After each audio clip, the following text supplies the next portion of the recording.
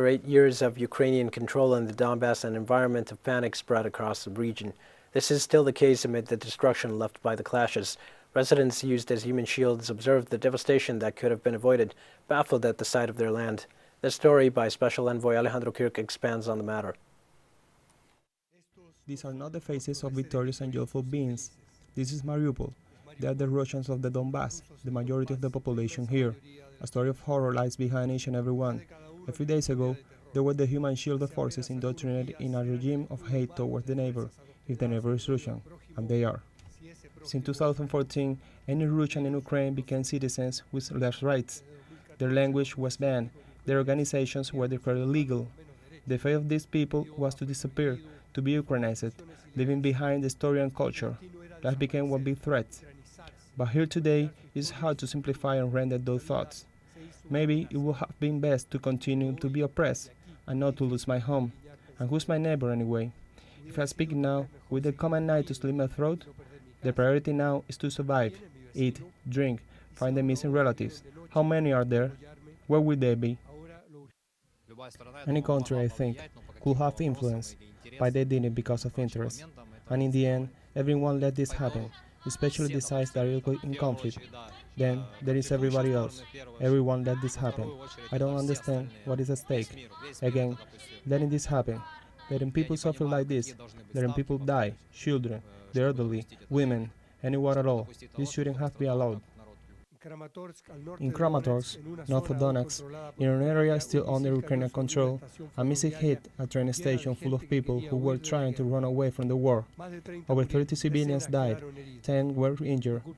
The immediate blame, naturally, was put on Russia, even though the missile was Ukrainian. Today is a dark day due to the tragic news we received only a couple of hours ago from Kramatorsk. It really isn't new to us, the fact that the Ukrainian authorities and the armed factions of Ukraine inflict on this bloodshedding provocation. Similar events transpired in Donetsk in March. All I can say in this case is hold on, friends. We are doing everything possible to finish this as soon as we can, to achieve the objectives of the special military operation, which are to demilitarize and free our territory. This Russian expert has been studying the war launched against Russia annex in Ukraine for years. 5 days ago, I was on the base of that's noticed Azov, which was based on Mariupol and the other places, and everything where there was with Nazist swastika, and they have books about Nazis. And they even have those slogans "Ukraina понад усе." This means that that's like Deutschland liberalis. The main thing is under everything is Deutschland from Adolf Hitler time. So and those people from Azov, they torture people from Mariupol for 8 years. They kill them. And according to our information, more than 1,000 people disappeared for 8 years. The Ukrainian president, Volodymyr Zelensky, introduced 2 militants of the neo-Nazi Azov battalion in front of the Greek parliament as heroes. With Greek roots, he said. They fight for freedom. In the Donbas and in Crimea, the Greek population is large. They have been here for generations, but they keep the culture alive the best they can.